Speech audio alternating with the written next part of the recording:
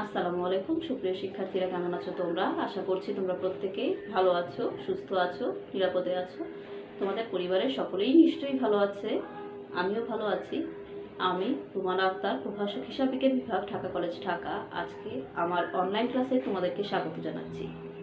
আমি আজকে তোমাদেরকে পড়াবো ফিনান্স, ব্যাংকিং ও বিমা এই কোর্সটি, দ্বিতীয় পত্র। তো আজকে আমার আলোচ্য বিষয় হচ্ছে হস্তান্তরযোগ্য ঋণের দলিল।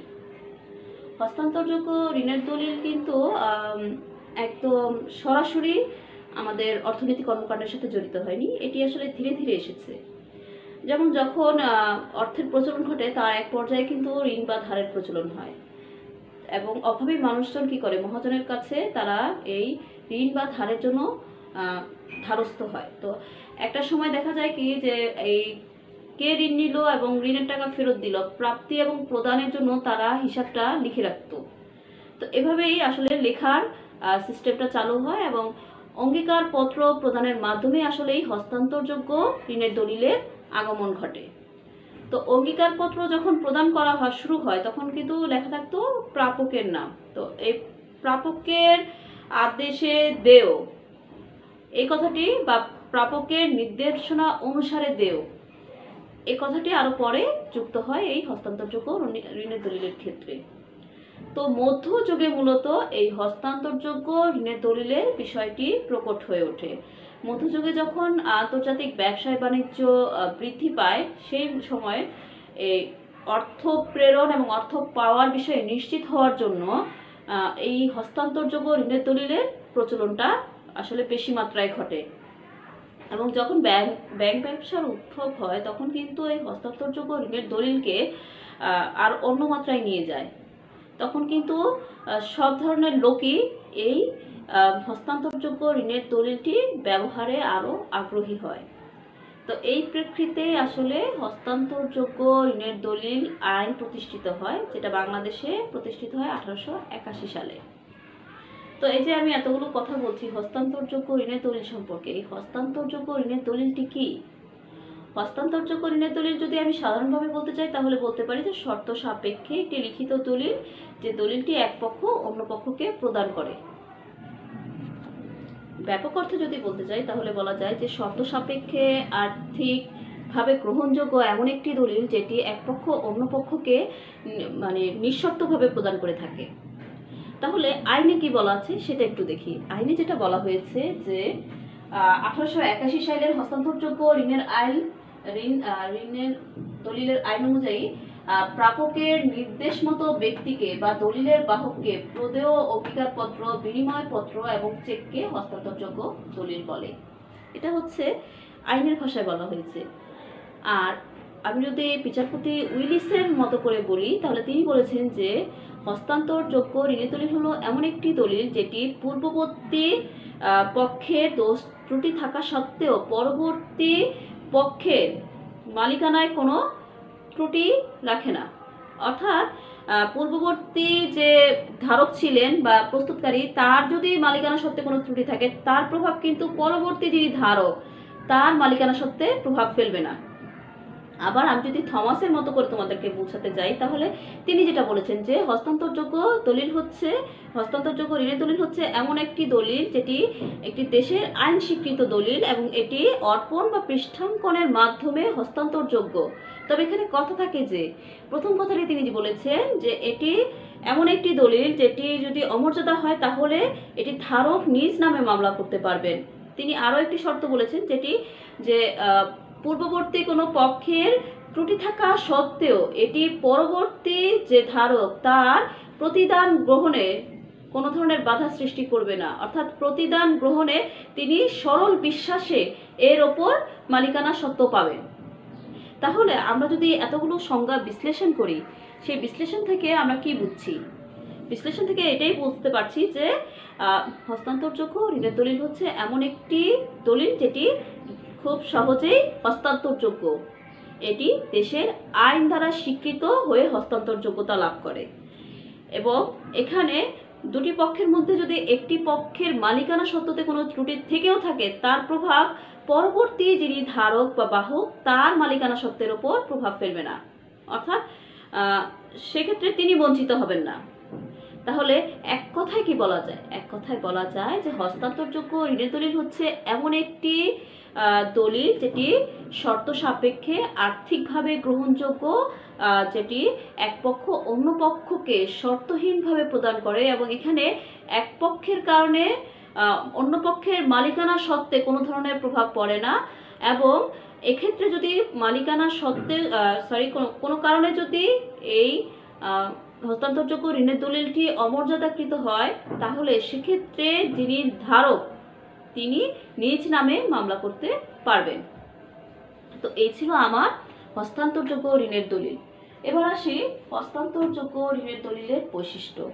দেখো, হস্তান্তরযোগ্য ঋণের দলিলের বৈশিষ্ট্যের শুরুতেই যেটা রয়েছে যে এটি অবশ্যই লিখিত প্রকৃতির হবে।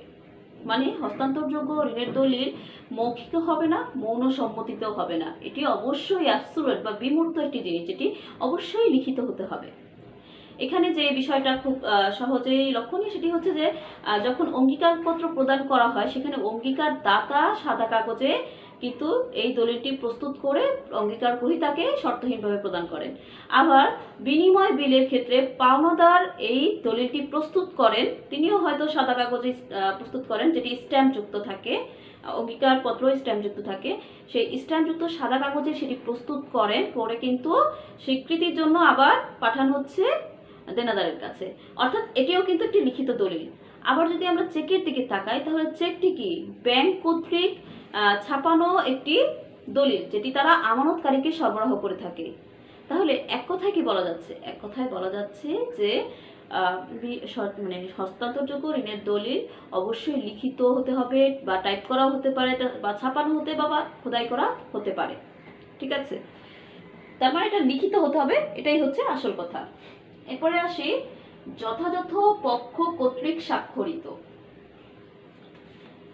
হস্তান্তরযোগ্য ঋণের দলিল অবশ্যই স্বাক্ষরিত হতে হবে। যখন এটা অঙ্গীকার পত্র হবে, সেখানে অঙ্গীকার দাতা কর্তৃক স্বাক্ষরিত হতে হবে। যখন এটা বিনিময় বিল হবে, তখন এটা প্রস্তুতকারী লিখে দেনাদারের কাছে পাঠাবে, দেনাদার দ্বারা স্বাক্ষরিত হতে হবে। আবার যখন এটি ব্যাংকের ছাপানো কোনো চেক হবে, তখন সেক্ষেত্রে যিনি আমানতকারী তার স্বাক্ষরের পরে কিন্তু এটি প্রদেয় হবে। তার মানে স্বাক্ষর অবশ্যই এখানে ইম্পর্টেন্ট। স্বাক্ষর না হলে কখনোই এই মানে হস্তান্তরযোগ্য ঋণের দলিল বলে গণ্য হবে না এই লিখিত দলিলগুলো। আমি একটি উদাহরণ দিই। যেমন ধরো, আমি বললাম যে জনাব সামিরকে আমি 5,000 টাকা 3 মাস পরে প্রদান করব। ঠিক আছে, আমি একটা দলিল তাকে দিলাম, লিখে দিলাম, কিন্তু আমি স্বাক্ষর করলাম না। স্বাক্ষর না করলে তিনি যদি এটি আবার আমার কাছে নিয়ে আসেন এবং আমি যদি বলি যে না, এটা আমি দেইনি আপনাকে, তাহলে তিনি কিন্তু প্রমাণ করতে পারবেন না যে আমি তাকে এই দলিলটি প্রদান করেছিলাম, তাই না? যেহেতু এখানে আমি স্বাক্ষর করিনি। তার মানে স্বাক্ষরিত না হলে ওই দলিলকে হস্তান্তরযোগ্য ঋণের দলিল হিসেবে স্বীকৃতি দেওয়া যাবে না। এরপরে আসি একাধিক পক্ষ। অবশ্যই হস্তান্তরযোগ্য ঋণের দলিলে একের অধিক পক্ষ থাকবে। কারণ হস্তান্তরযোগ্য মানে কি? একজন আরেকজনকে হস্তান্তর করবে। আমি তো আর আমাকে হস্তান্তর করতে পারবো না, তাই না? তার মানে হস্তান্তরযোগ্য ঋণের দলিলের নামেই কিন্তু হস্তান্তর বৈশিষ্ট্যটা রয়েছে, এবং এই হস্তান্তরের বৈশিষ্ট্যটার কারণে অবশ্যই এখানে একের অধিক পক্ষ থাকবে। যেমন অঙ্গীকার পত্রের কথা যদি আমি বলি, সেখানে দুটি পক্ষ, একটি হচ্ছে অঙ্গীকার দাতা, অঙ্গীকার পত্র গ্রহীতা। আবার বিনিময় বিল এবং চেকের ক্ষেত্রে কিন্তু তিনটি পক্ষ, আদেষ্টা, প্রাপক। তো এরকম ভাবে অন্যান্য হস্তান্তরযোগ্য ঋণের দলিলেও কিন্তু একের অধিক পক্ষ রয়েছে। তার মানে এটি অন্যতম বৈশিষ্ট্য হচ্ছে একাধিক পক্ষ থাকবে। এরপরে দেখো, বলা হয়েছে শর্তহীন প্রকৃতি। হস্তান্তরযোগ্য ঋণের দলিল অবশ্যই শর্তহীন প্রকৃতির হবে, অর্থাৎ কোনো শর্ত যুক্ত করে এই দলিল প্রস্তুত করা যাবে না। আমি একটা উদাহরণ দিই, তাহলে বুঝতে পারবে। আমি বললাম যে আমি কিছু বই বিক্রয় করতে দিলাম এক ব্যক্তিকে, এবং আমি তাকে বললাম যদি বিক্রয় হয় তাহলে আমি তাকে এত টাকা প্রদান করব, বিক্রয়ের সাপেক্ষে এত টাকা প্রদান করব। মানে এখানে শর্ত দিয়ে দিয়েছি যে বিক্রয়ের সাপেক্ষে। যেহেতু এখানে একটা শর্ত রয়েছে, এটি কখনোই হস্তান্তরযোগ্য ঋণের দলিল হবে না। তার মানে হস্তান্তরযোগ্য ঋণের দলিল সবসময় কি হয়, শর্তহীনভাবে হয়। যখন এটি অঙ্গীকার পত্র হয় তখন সেখানে অঙ্গীকার যিনি দাতা তিনি কিন্তু শর্তহীনভাবে অর্থ প্রদানের মানে নিশ্চয়তা দিবেন। যে নির্দেশনামাটা তৈরি হবে সেখানে শর্তহীন প্রকৃতিতেই তৈরি হবে। আবার বিনিময় বিলের ক্ষেত্রেও তা, চেকের ক্ষেত্রেও তা। আমরা যখন চেক দেখি, তোমরা যারা দেখেছো চেক তারা সহজেই বুঝতে পারবে যে সেখানে আসলে কোনো কন্ডিশন দেওয়া নেই, শর্ত দেওয়া নেই। এগুলো সবসময় শর্তহীন প্রকৃতিরই হয়ে থাকে। এরপরে হচ্ছে হস্তান্তরযোগ্যতা। আমি কিছুক্ষণ আগেও বলছিলাম তোমাদেরকে যে হস্তান্তরযোগ্য ঋণের দলিলে হস্তান্তর শব্দটি নিজেই একটি বৈশিষ্ট্য। তাই অবশ্যই হস্তান্তরযোগ্য ঋণের দলিলের হস্তান্তরযোগ্যতা এই বিশেষণটি থাকতে হবে, মানে তাকে হস্তান্তরযোগ্য হতে হবে। আমি আমার কাছে রেখে দিলে তো সেটা হস্তান্তর হচ্ছে না, তাই হস্তান্তরযোগ্য হতে হবে। অর্থাৎ এখানে যদি বাহককে দেওয়া হয় তাহলে সেটা কি হবে, সেটা অর্পণের মাধ্যমে হস্তান্তর করা যাবে।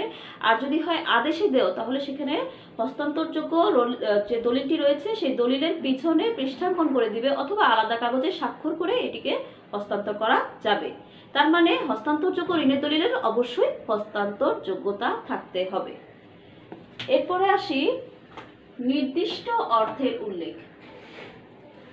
হস্তান্তরযোগ্য ঋণের দলিলের ক্ষেত্রে অবশ্যই নির্দিষ্ট পরিমাণ অর্থের উল্লেখ থাকবে।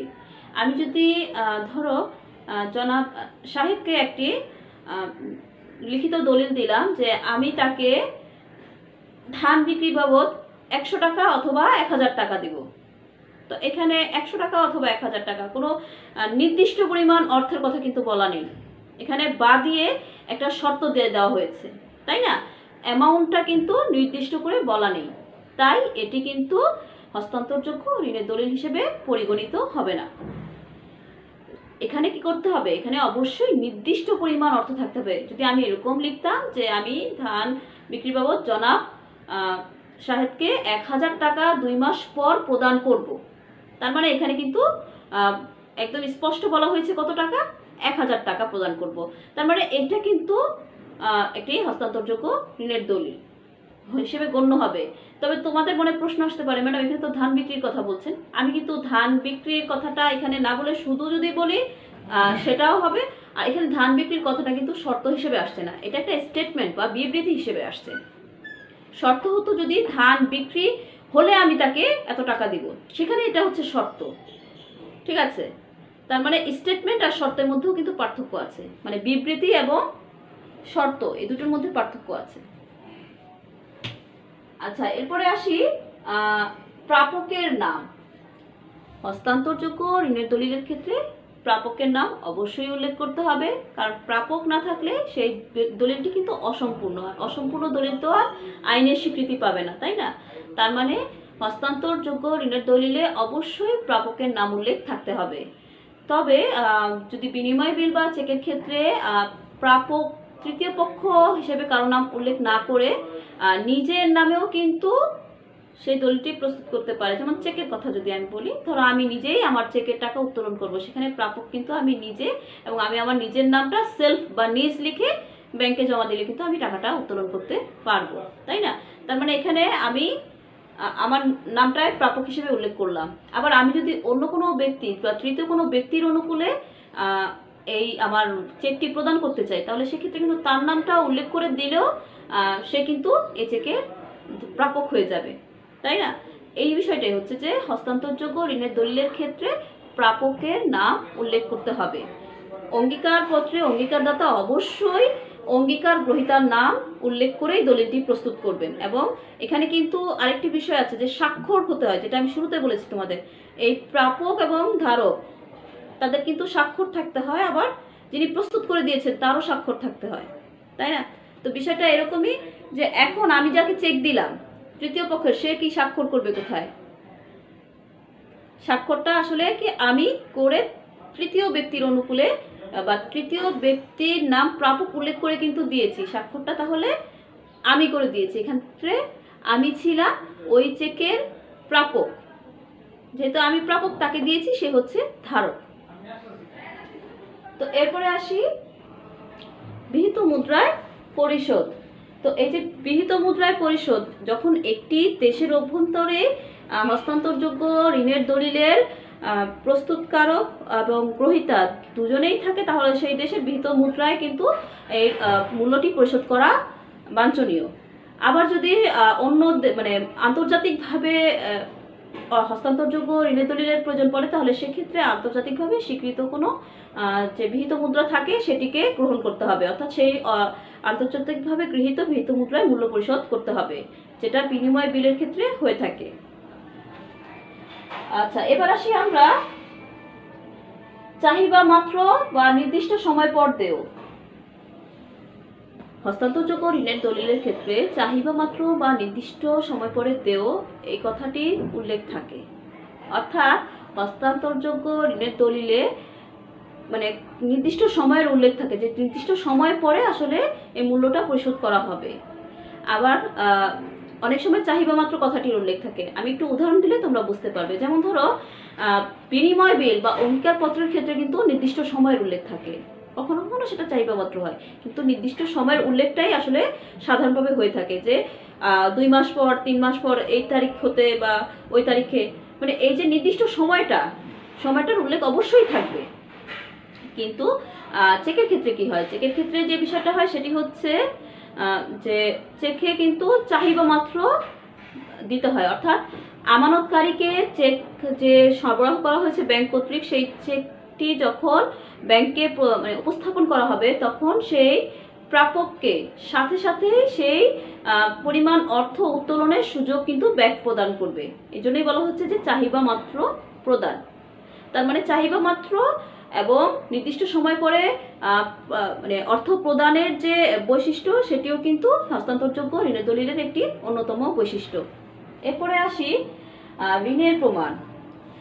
যে কোনো দেশেই হোক যে ঋণের প্রমাণ হিসেবে কিন্তু হস্তান্তরযোগ্য ঋণের দলিল ব্যবহার করা হয়, অর্থাৎ যখন একটি হস্তান্তরযোগ্য ঋণের দলিল কোনো কারণে অমর্যাদাকৃত হয় তখন কিন্তু যিনি ধারক তিনি কিন্তু নিজ নামে যেমন মামলা করতে পারেন, তেমনি আদালতেও এটি প্রামাণ্য প্রমাণ হিসেবে ব্যবহার করা যায়। এবং যখনই একটি হস্তান্তরযোগ্য ঋণের দলিল অমর্যাদাকৃত হয় তখনই কিন্তু এর সাথে সংশ্লিষ্ট সকল পক্ষের ওপর এর দায় বর্তায়, অর্থাৎ যিনি আদেশটা বা আদিষ্ট তার সাথে সাথে যাদেরকে পরবর্তীতে হস্তান্তর করা হয়েছে সবার উপরে মানে সবার প্রতি কিন্তু এই যিনি অমর্যাদা করেছেন হস্তান্তরযোগ্য ঋণের দলিলের তার কিন্তু একটি দায় রয়েছে।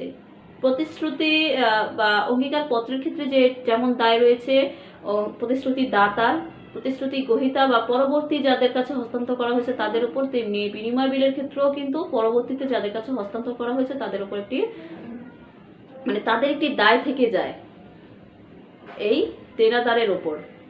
আবার চেকের উপরও কিন্তু কি হয়, চেক যদি অমর্যাদাকৃত হয় তাহলে ব্যাংকের দায় থেকে যায়, তাই না? সেটা এরকমই যে প্রত্যেকেই কিন্তু তার দায় থেকে মুক্তি পাবে না। ঋণের প্রমাণ হিসেবে এই হস্তান্তরযোগ্য ঋণের দলিলকে ব্যবহার করা যাবে এবং এটি একটি বড় প্রমাণ হিসেবে কাজ করবে। তো এই ছিল আমাদের বৈশিষ্ট্য, হস্তান্তরযোগ্য ঋণের দলিলের বৈশিষ্ট্য। এবারে আরো কিছু বৈশিষ্ট্য রয়েছে, যেমন আমি যদি বলি উপস্থাপন, অবশ্যই হস্তান্তরযোগ্য ঋণের দলিল নির্দিষ্ট সময়ান্তে উপস্থাপন করতে হবে। যদি উপস্থাপন না করে নিজের কাছে রেখে দেয় তাহলে তো সেটির যে মূল্য পরিশোধ করার সময় হচ্ছে যে দেনাদার পরিশোধ করবে বা যে প্রতিশ্রুতি দাতা পরিশোধ করবে সে তো আর ইচ্ছা করে আসবে না, যেতে হবে, উপস্থাপন করতে হবে দলিলটি, তারপরে সেটি নগদায়ন করা যাবে। তো এটি যেমন উপস্থাপন একটি বৈশিষ্ট্য, আবার এটি হচ্ছে যেমন প্রতিদানের বিনিময়ে হতে হবে, এটিও একটি বৈশিষ্ট্য। এছাড়া আরো অনেক বৈশিষ্ট্য রয়েছে। তো আমরা এখন পড়ব হস্তান্তরের আবশ্যকীয় শর্তাবলী। দেখো, হস্তান্তরের যে পদ্ধতি সেটি হচ্ছে দুইটি পদ্ধতি, মূলত দুই পদ্ধতিতে হস্তান্তর করা যায়। একটি হচ্ছে অর্পণের দ্বারা, একটি হচ্ছে পৃষ্ঠাঙ্কন বা অনুমোদনের দ্বারা। তো হস্তান্তরের এই দুই পদ্ধতি নিয়ে যদি আমি কথা বলতে চাই তাহলে অর্পণ কোনটা? অর্পণ হচ্ছে যে আমি উদাহরণ দিয়ে বুঝাই তোমাদেরকে, যে আমি একজন লোককে একটা চেক দিলাম, তার নামটা লিখে স্বাক্ষর করে দিলাম, তার মানে এটা হচ্ছে অর্পণ। যে আমি তাকে চেকটা দিলাম, সাথে সাথে কিন্তু সে কি করলো, মানে মালিকানা সত্ত্ব লাভ করলো ওই চেকটার উপর, এবং ওই চেকটা সে কিন্তু ব্যাংকে নিয়ে সেটাকে নগদে রূপান্তর করতে পারবে, অর্থাৎ অর্পণের মাধ্যমে হস্তান্তর। আরেকটা হচ্ছে পৃষ্ঠাঙ্কন বা অনুমোদনের মাধ্যমে হস্তান্তর। সেটা কি? সেটা যেমন যখন এই পৃষ্ঠাঙ্কন বা হস্তান্তর মানে অনুমোদনের মাধ্যমে হস্তান্তর করা হবে, তখন কিন্তু যিনি প্রাপক তাকে অবশ্যই সেই দলিলের পিছনে অবশ্যই স্বাক্ষর করে পেছনে অথবা অন্য কোনো সংযুক্ত কাগজে স্বাক্ষর করে সেটি হস্তান্তর করতে হবে। তো এই দুই পদ্ধতিতে হস্তান্তর হয়। যেটি অর্পণের মাধ্যমে হস্তান্তর সাধারণত বাহককে দেওয়া অবস্থায় হয়, আর আদেশে দেওয়া অবস্থায় হস্তান্তর হলে সেখানে পৃষ্ঠাঙ্কন বা অনুমোদনের প্রয়োজন পড়ে। তো আমি এখন যেটি পড়াচ্ছিলাম যে হস্তান্তরের আবশ্যকীয় শর্তাবলী, এই অর্পণের যে বা হস্তান্তরের যে নিয়ম, এই নিয়মটিও কিন্তু একটি আবশ্যকীয় শর্ত হস্তান্তরযোগ্য ঋণের দলিলের ক্ষেত্রে, যে এটি অর্পণযোগ্য অবস্থায় হবে অথবা অনুমোদন বা পৃষ্ঠাঙ্কন অবস্থায় হস্তান্তর হবে। তো আরও যে অন্যতম শর্ত রয়েছে বা সেই শর্তটি হচ্ছে যে এটি অবশ্যই হস্তান্তরযোগ্য ঋণের দলিলের সবগুলো বৈশিষ্ট্য মণ্ডিত হতে হবে। যেমন হস্তান্তরযোগ্য ঋণের দলিলকে অবশ্যই লিখিত হতে হবে, এটি স্ট্যাম্পযুক্ত কাগজে লিখতে হবে, এবং ব্যাংক কর্তৃক হলে এটি অবশ্যই ব্যাংক কর্তৃক ছাপানো কাগজে হতে হবে। আর বর্তমানে তো আরও একটি শর্ত যুক্ত হয়েছে, যেটা MICR যুক্ত কাগজেই মূলত এটি ছাপাতে হবে। এরপরে আরও যে শর্ত মানে আবশ্যকীয় যে শর্ত রয়েছে সেটি হচ্ছে যে অবশ্যই হস্তান্তরযোগ্য ঋণের দলিলকে স্বাক্ষরিত হতে হবে। অঙ্গীকারপত্রের ক্ষেত্রে অঙ্গীকারদাতা কর্তৃক স্বাক্ষরিত হবে, বিনিময় বিলের ক্ষেত্রে এর দেনাদার কর্তৃক স্বাক্ষরিত হবে বা স্বীকৃতিযুক্ত স্বাক্ষর থাকতে হবে। আবার অন্যান্য যে ঋণের দলিলগুলো রয়েছে সেক্ষেত্রেও কিন্তু যথাযথ পক্ষ কর্তৃক স্বাক্ষরিত হতে হবে। এখানে নির্দিষ্ট পরিমাণ অর্থের উল্লেখ থাকতে হবে। এই দলিলটি প্রস্তুতের তারিখ এবং মানে পরিশোধের তারিখ, দুটো তারিখেরই কিন্তু উল্লেখ থাকতে হবে। প্রাপকের নামের উল্লেখ থাকতে হবে, সেটা যে হস্তান্তরযোগ্য ঋণের দলিল ব্যবহার করা হবে তার প্রকৃতি অনুযায়ী প্রাপকের নামের উল্লেখ থাকতে হবে। তো এই ছিল আমাদের শর্তাবলীগুলো। এখন এখানে অপরিহার্য যে উপাদানগুলো থাকতেই হবে, সেই অপরিহার্য উপাদানগুলো কি কি? সেই অপরিহার্য উপাদানগুলো হচ্ছে যে যে দুই পক্ষ এই হস্তান্তরযোগ্য ঋণের দলিলের সাথে সংযুক্ত তাদের নাম, তাদের ঠিকানা কিন্তু থাকতে হবে। তৃতীয় কোনো ব্যক্তির অনুকূলে যদি এই হস্তান্তরযোগ্য ঋণের দলিল প্রস্তুত করা হয়, সেক্ষেত্রে হস্তান্তরযোগ্য ঋণের দলিলে সেটি স্পষ্টভাবে উল্লেখ করতে হবে, যাতে সেটি সহজেই নগদায়ন করা যায়, মানে তৃতীয় পক্ষ কর্তৃক সেটি সহজেই নগদায়ন করা যায়। তারপরে এর যে অবশ্যই এটা স্ট্যাম্পযুক্ত হতে হবে এবং নির্দিষ্ট অর্থের যেমন উল্লেখ থাকবে, নির্দিষ্ট তারিখের যেমন উল্লেখ থাকবে, তেমনি এটি অবশ্যই আইন স্বীকৃত হতে হবে। তো এই ছিল আমাদের আবশ্যকীয় শর্তাবলী। এবার আসি হস্তান্তরযোগ্য দলিল সমূহের সংক্ষিপ্ত পরিচিতি। দেখো, হস্তান্তরযোগ্য দলিলের যে প্রথম যেটি আমি লিখেছি সেটি হচ্ছে বিনিময় বিল। তো বিনিময় বিল হচ্ছে এমন একটি দলিল যেটি এক পক্ষ অন্য পক্ষের ওপর প্রস্তুত করে এবং এটি প্রদানের মানে নির্দিষ্ট সময় পরে নির্দিষ্ট অর্থ প্রদানের নিঃশর্ত নির্দেশ প্রদান করে। এখন যে অন্য পক্ষকে অর্থ প্রদানের মানে নিঃশর্ত আদেশ প্রদান করলো, সেই অপর পক্ষ এখানে স্বীকৃতি প্রদানের মাধ্যমে এটিকে কি করবে, যে বিনিময় বিলে রূপান্তর করবে। তাহলে আমি যদি আরেকটু সহজ করে বলি তাহলে বুঝতে পারবে যে এক পক্ষ অপর পক্ষকে কোনো নির্দিষ্ট পরিমাণ অর্থ প্রদানের জন্য নির্দিষ্ট সময়ের শেষে যে নিঃশর্ত আদেশ দেয়, সেই দলিলটিতে যখন অপর পক্ষ স্বীকৃতি স্বরূপ স্বাক্ষর করে তখন সেটিকে বলা হচ্ছে বিনিময় বিল। এখন দেখি আইনে কি বলা হয়েছে। আইনে বলা হয়েছে যেটা যে 1881 সালের হস্তান্তরযোগ্য ঋণের দলিল আইনে বলা হয়েছে যে বিনিময় বিল হলো উহার লেখক কর্তৃক স্বাক্ষরিত এক প্রকার দলিল, যা দ্বারা উক্ত লেখক একজন নির্দিষ্ট ব্যক্তিকে নির্দিষ্ট পরিমাণ অর্থ অপর কোনো ব্যক্তি বা আদিষ্টকে বা দলিলের বাহককে চাহিবা মাত্র নির্ধারিত সময়ে প্রদানের নিঃশর্ত আদেশ দেয়। আমি যেটি বলছিলাম যে বিনিময় বিল প্রস্তুত করে মূলত পাওনাদার এটি প্রস্তুত করে দেনাদারের কাছে স্বীকৃতির জন্য পাঠায় এবং দেনাদার স্বীকৃতি দিলে এটি বিনিময় বিল হিসেবে গণ্য হয়। এবং এটি অবশ্যই প্রস্তুতকারী কি করে, দেনাদারকে এই মর্মে নির্দেশ দেয় যে নির্দিষ্ট সময় শেষে নির্দিষ্ট ব্যক্তিকে বা তার আদেশে অন্য কোনো ব্যক্তিকে বা যিনি ওই মুহূর্তে দলিলটির বাহক তাকে নির্দিষ্ট পরিমাণ অর্থ প্রদানের মানে নিঃশর্ত যে আদেশ সেটি প্রদান করা হয় এই বিনিময় বিলে। এবং এটি কিন্তু স্বাক্ষর করে অবশ্যই দেনাদার, স্বীকৃত স্বরূপ স্বাক্ষর করে দেনাদার। এবার আসি অঙ্গীকারপত্র। যখন কোনো ব্যক্তি অন্য কোনো ব্যক্তিকে নির্দিষ্ট পরিমাণ অর্থ নির্দিষ্ট সময় শেষে প্রদানের মানে নিঃশর্তভাবে প্রদানের অঙ্গীকার করে, সেটাকে বলা হচ্ছে অঙ্গীকারপত্র। এখানে কিন্তু বিনিময় বিলের সাথে পার্থক্যটা কোথায়? পার্থক্যটা হচ্ছে বিনিময় বিলে হচ্ছে আদেশ দেয় আর অঙ্গীকারপত্রে অঙ্গীকার করে। বিনিময় বিলে যেহেতু পাওনাদার বিনিময় বিলটি প্রস্তুত করে সেহেতু সে আদেশ দেয় এবং সেখানে দেনাদার স্বীকৃতি দান করে। আর অঙ্গীকারপত্রে যিনি অঙ্গীকারপত্র প্রস্তুত করেন তিনি হচ্ছে কি অঙ্গীকার দাতা, তিনি বলেন যে অঙ্গীকার দেন, তিনি দলিলটি প্রস্তুত করেন যে এই নির্দিষ্ট সময় পরে এই নির্দিষ্ট পরিমাণ অর্থ ওই মানে অঙ্গীকার গ্রহীতাকে অথবা তার আদেশে অন্য কোনো ব্যক্তিকে নিঃশর্তভাবে প্রদানের অঙ্গীকার করেন। তো আমরা দেখি 1881 সালের আইনে কি বলা হয়েছে।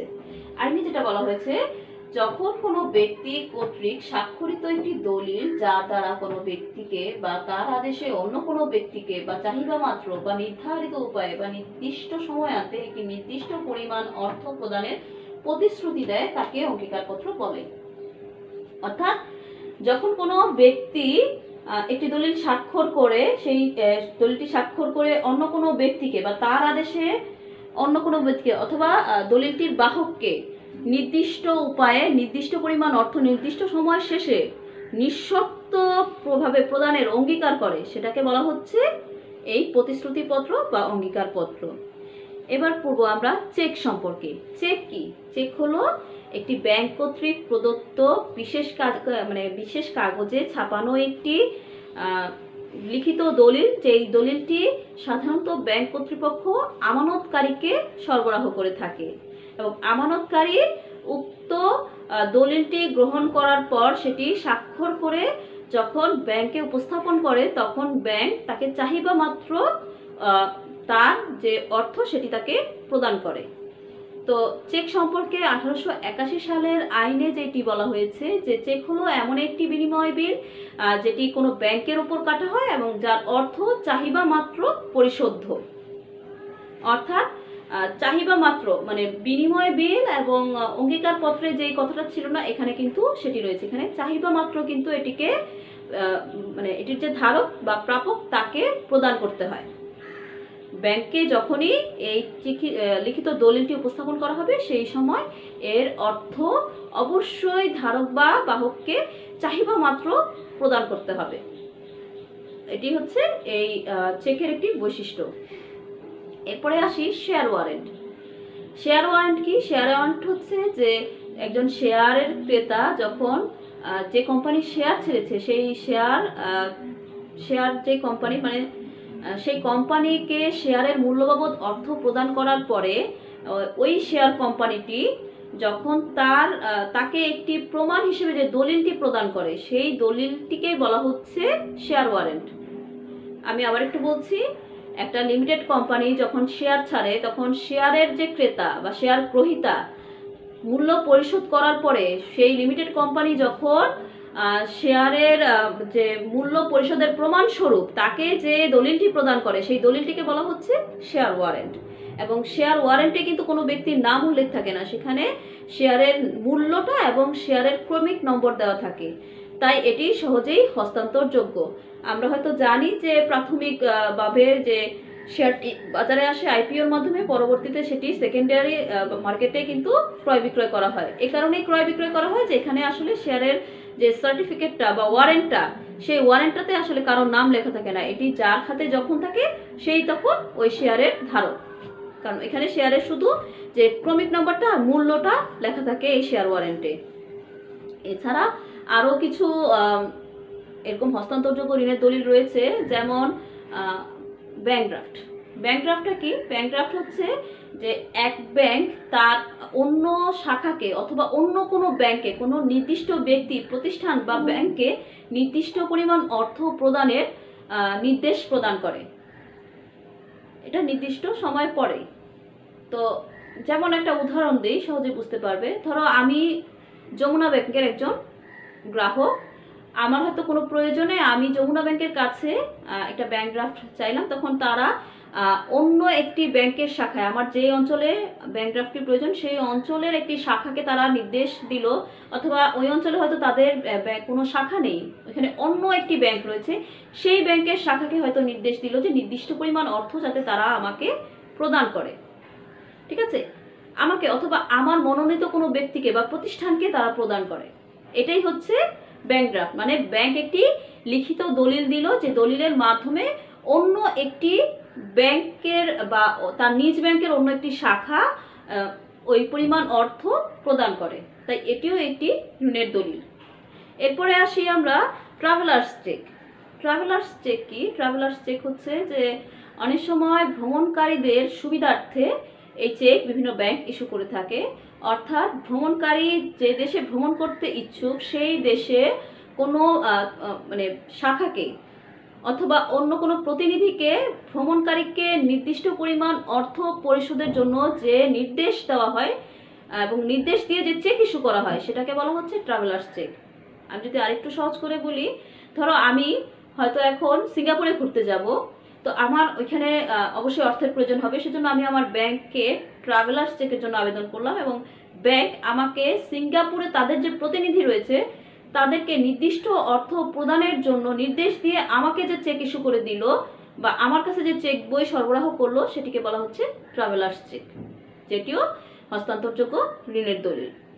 এছাড়া আরও অনেকগুলো বিষয় রয়েছে, যেমন ট্রেজারি বিল, ঋণপত্র, জামানতবিহীন ঋণপত্র, অনেক ক্ষেত্রে ব্যাংক নোট, এগুলো কিন্তু এই হস্তান্তরযোগ্য ঋণের দলিলের অন্যতম মানে উদাহরণ। এছাড়া লভ্যাংশ পরোয়ানা, এটাও হস্তান্তরযোগ্য ঋণের দলিল হিসেবে ব্যবহার করা যায়। তো এই ছিল আমাদের হস্তান্তরযোগ্য ঋণের দলিল সমূহে মানে একটা সংক্ষিপ্ত পরিচিতি। এখন আমরা পড়ব হস্তান্তর অযোগ্য দলিল সমূহের সংক্ষিপ্ত পরিচিতি।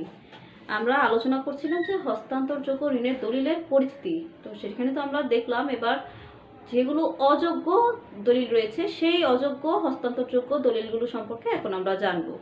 তো শুরুতে দেখো লেখা আছে pay order. Pay order, pay order হচ্ছে একটি ব্যাংকে একটি শাখা কর্তৃক কোনো প্রাপককে নির্দিষ্ট সময় পরে নির্দিষ্ট অর্থ প্রদানের নিশ্চিত প্রতিশ্রুতি মানে প্রদানের একটি দলিল। অর্থাৎ একটি ব্যাংকের একটি শাখা তৃতীয় কোনো ব্যক্তিকে নির্দিষ্ট পরিমাণ অর্থ নির্দিষ্ট সময় পরে প্রতিশ্রুতি মানে দেওয়ার যে প্রতিশ্রুতি দেয় সেটাই হচ্ছে পে অর্ডার। দেখো ব্যাংক তো চেকও প্রদান করে গ্রাহককে, তারপরেও পে অর্ডারের কেন দরকার হয়? ব্যাংকে যে চেকটি প্রদান করে আমানতকারীকে, সেই আমানতকারীর অ্যাকাউন্টে পর্যাপ্ত পরিমাণ অর্থ থাকার পরে তিনি যখন চেকটি উপস্থাপন করে সেই চেক থেকে তাকে অর্থ মানে সেই চেক অনুসারে তাকে অর্থ প্রদান করা হয়।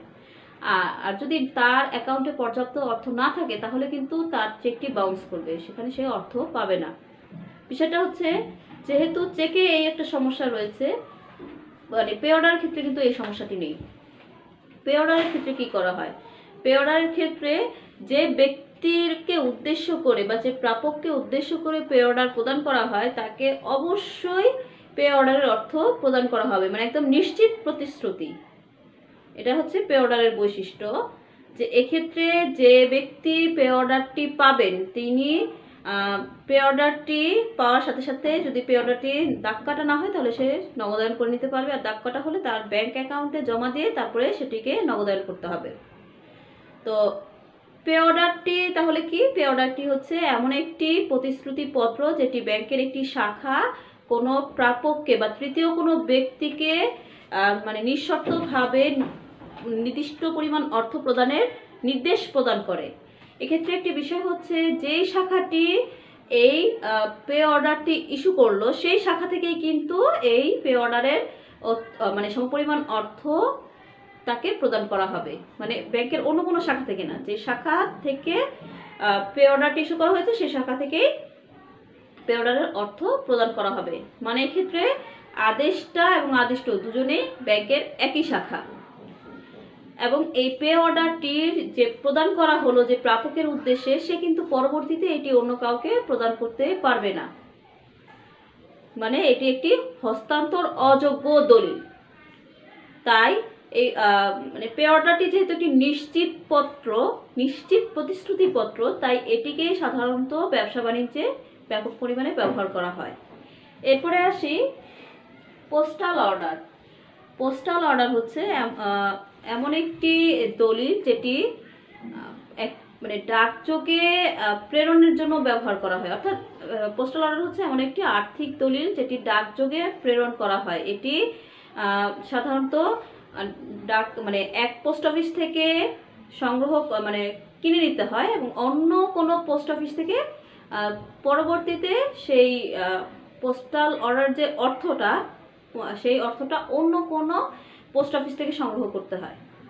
অর্থাৎ পোস্টাল অর্ডার হচ্ছে এমন একটি দলিল যেটা তুমি টাকা দিয়ে একটা পোস্ট অফিস থেকে কিনলে এবং যে এলাকার পোস্ট অফিস মানে যে এলাকায় তোমার টাকাটা দরকার সেই এলাকার পোস্ট অফিস হতে তুমি ওই পোস্টাল অর্ডারটি নগদায়ন করতে পারবে, মানে সেখান থেকে তুমি পোস্টাল অর্ডারের টাকাটা সংগ্রহ করতে পারবে। এরপরে হচ্ছে ফিক্সড ডিপোজিট। ফিক্সড ডিপোজিটের সম্পর্কে আমরা সবাই মোটামুটি জানি যে এটি হচ্ছে একটি স্থায়ী হিসাব। কোনো ব্যক্তি যখন স্থায়ী আমানত রাখার উদ্দেশ্যে কোনো এক স্থায়ী হিসাবে অর্থ জমা দেয় তখন কিন্তু সে এ মর্মে অঙ্গীকার করে যে সে ওই নির্দিষ্ট সময় পর্যন্ত অর্থ উত্তোলন করবে না। যেহেতু সে অঙ্গীকার করেছে তাহলে কি এটি অঙ্গীকারপত্র? আসলে বিষয়টি এরকম নয়। এটি হয়তো সেই ব্যাংকের ফর্মালিটিস অনুযায়ী করতে হয় বা ব্যাংকিং আইন অনুযায়ী করতে হয়, কিন্তু এখানে সেই অঙ্গীকারপত্রটি কিন্তু আসলে আমাদের যে হস্তান্তরযোগ্য অঙ্গীকারপত্র রয়েছে সেরূপ নয়। যেহেতু স্থায়ী হিসাবে অর্থ জমা দেওয়ার সময় অর্থ মানে ব্যাংক কর্তৃক আবার কি করা হয়, একটি স্থায়ী আমানত রসিদ প্রদান করা হয়। এই স্থায়ী আমানত রসিদটি কিন্তু হস্তান্তরযোগ্য নয়। অর্থাৎ আমি একটি ফিক্সড ডিপোজিট খুলে স্থায়ী আমানত রসিদ হয়তো এফডিআর এর রিসিপ্টটা আমি সংগ্রহ করলাম বা ফিক্সড ডিপোজিটের রিসিপ্টটা আমি সংগ্রহ করে সেটা আমি আরেকজনকে দিয়ে দিলাম, সে কিন্তু গিয়ে সেই ফিক্সড ডিপোজিটের অর্থটা সংগ্রহ করতে পারবে না। যেহেতু ফিক্সড ডিপোজিটটা আমার নামে করা সেহেতু শুধুমাত্র এটির প্রাপক আমি হব। নির্দিষ্ট মেয়াদ শেষ হওয়ার পরে ওই নির্দিষ্ট পরিমাণ অর্থ শুধু আমিই পাবো। তাই এই আমার যে রিসিপ্ট কপিটা রয়েছে সেটা কিন্তু আমি অন্য কাউকে দিলেও সে সেটাকে নগদায়ন করতে পারছে না। এজন্যই বলা হচ্ছে যে ফিক্সড ডিপোজিট রেশিও হচ্ছে একটি ফিক্সড ডিপোজিট রিসিপ্ট একটি হস্তান্তর অযোগ্য দলিল। এরপরে আসি সরকারি নোট। সরকারি নোট মূলত সরকারের অর্থ মন্ত্রণালয় থেকে ইস্যু করা হয়, প্রচলন করা হয় এবং সরকারের নিয়ন্ত্রণেই এটিকে বাজারে প্রচলন করা হয়। সরকারি নোট কোনগুলো? 1 টাকা, 2 টাকা, 5 টাকার ধাতব মুদ্রা প্লাস যে কাগজি মুদ্রা রয়েছে সেটা। তো এই যে সরকারি নোট এটা কিন্তু বাংলাদেশ ব্যাংক কর্তৃক প্রচলিত নোট না, এটা সরকারের অর্থ মন্ত্রণালয় কর্তৃক প্রচলিত নোট এবং এর যে মানে স্বাক্ষর এই নোটগুলোতে যে স্বাক্ষর করে থাকে সেটা কিন্তু অর্থ সচিব করে। এখানে বাংলাদেশ ব্যাংকের গভর্নর স্বাক্ষর করেন না। তো এই সরকারি নোটটা কিন্তু একটি দেশের বিহিত মুদ্রা, বিশেষ করে বাংলাদেশের জন্য বিহিত মুদ্রা হচ্ছে এই সরকারি নোটগুলো এবং এগুলো আমরা সবাই ব্যবহার করতে বাধ্য। আমাদের প্রয়োজনে আমাদের দেশীয় মুদ্রা হিসেবে এটা কিন্তু আমরা ব্যবহার করতে বাধ্য। তো এটিও কিন্তু মানে হস্তান্তর অযোগ্য দলিল। হস্তান্তর অযোগ্য দলিল, যেহেতু এটা কোনো অঙ্গীকারপত্র না, এটা প্রতিশ্রুতিপত্র না, এটা চেক না, তাই না, এটা হচ্ছে সরকার কর্তৃক প্রচলিত একটি বিহিত মুদ্রা, সেহেতু এটি হস্তান্তর অযোগ্য দলিল। এরপরে আসি মানি অর্ডার। মানি অর্ডার কি? মানি অর্ডার হচ্ছে একটি দেশের, মানে বাংলাদেশের কথা যদি আমি বলি, তাহলে বাংলাদেশের ক্ষেত্রে বাংলাদেশের বিভিন্ন যে পোস্ট অফিসগুলো রয়েছে, সেই পোস্ট অফিসগুলোতে একটা সিস্টেম রয়েছে যে এখান থেকে মানে অন্য এক পোস্ট অফিস থেকে যদি অন্য পোস্ট অফিসে টাকা পাঠাতে চায়, তাহলে সেই পোস্ট অফিসগুলো এই অর্ডারটি ইস্যু করে এবং তাদের যে এজেন্সিগুলো রয়েছে তারা এই অর্থটা অন্য পোস্ট অফিসে পৌঁছে দেয়। তো এই যে মানি অর্ডার, বাংলাদেশের ক্ষেত্রে মানি অর্ডার সর্বোচ্চ 5,000 টাকা। বর্তমানে আসলে এটা এখন আর সেভাবে ব্যবহৃত হয় না, যেহেতু এখন আধুনিক banking system, mobile banking system, ই ব্যাংকিং সিস্টেম চলে আসছে, আমরা সহজেই বিকাশ নগদ করতে পারছি, সেহেতু মানি অর্ডারের সিস্টেমটা এখন আর সেভাবে ব্যবহার করা হয় না। তারপরেও এটি কিন্তু হস্তান্তর অযোগ্য দলিল ছিল। এরপরে আসি প্রত্যয়পত্র। তো প্রত্যয়পত্র হচ্ছে এলসি। তো এলসিটা কি? এলসিটা হচ্ছে যে আমদানিকারকের পক্ষে রপ্তানিকারকের অনুকূলে ব্যাংক এ মর্মে নিশ্চয়তা প্রদান করে যে আমদানিকারক যদি কোনো কারণে রপ্তানিকারককে নির্দিষ্ট সময় পর নির্দিষ্ট পরিমাণ অর্থ প্রদানে ব্যর্থ হয়, তাহলে ব্যাংক সেই অর্থ প্রদান করবে বা ব্যাংক সেই অর্থ পরিশোধ করবে।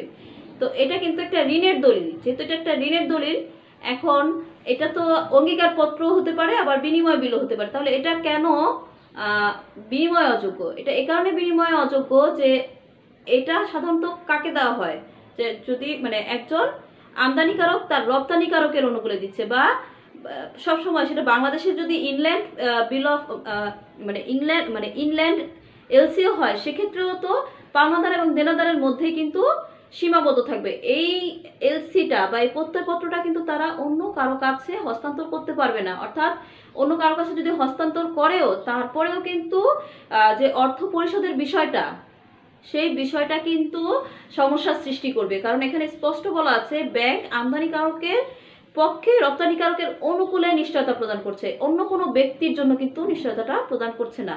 তাই এক্ষেত্রে এটি একটি সমস্যার সৃষ্টি করতে পারে, সেজন্য এটি হস্তান্তর অযোগ্য ঋণের দলিল। এরপরে আসি I O U. I owe to you, অর্থাৎ আমি তোমার কাছে ঋণী। এই কথাটার মাধ্যমে একজন ব্যক্তি তার ঋণ সম্পর্কিত যে তথ্য রয়েছে সে সম্পর্কে সে স্বীকৃতি প্রদান করলো, এবং এর মাধ্যমে যে আয়ও যে ডকুমেন্টটা রয়েছে সেখানে ওই ঋণ গ্রহীতার নাম, ঠিকানা, ঋণের পরিমাণ, ঋণ পরিশোধের তারিখ ইত্যাদি সবকিছু কিন্তু উল্লেখ থাকে। এটিও একটি লিখিত দলিল, কিন্তু এটি হস্তান্তরযোগ্য নয়। এটি যার জন্য প্রযোজ্য, শুধু তার কাছেই এটি প্রদান করা হবে, বা তিনি শুধু প্রাপক হবেন, অন্য কেউ নয়। তো এই ছিল আজকে তোমাদের সাথে আমার ক্লাস। নেক্সট ক্লাস পর্যন্ত তোমরা প্রত্যেকে ভালো থাকো, সুস্থ থাকো, স্বাভাবিক থাকো, এবং তোমরা পড়াশোনায় মনোযোগী হও, যেহেতু তোমাদের পরীক্ষা সামনে চলে আসছে। তো সকলকে ধন্যবাদ। আল্লাহ হাফিজ।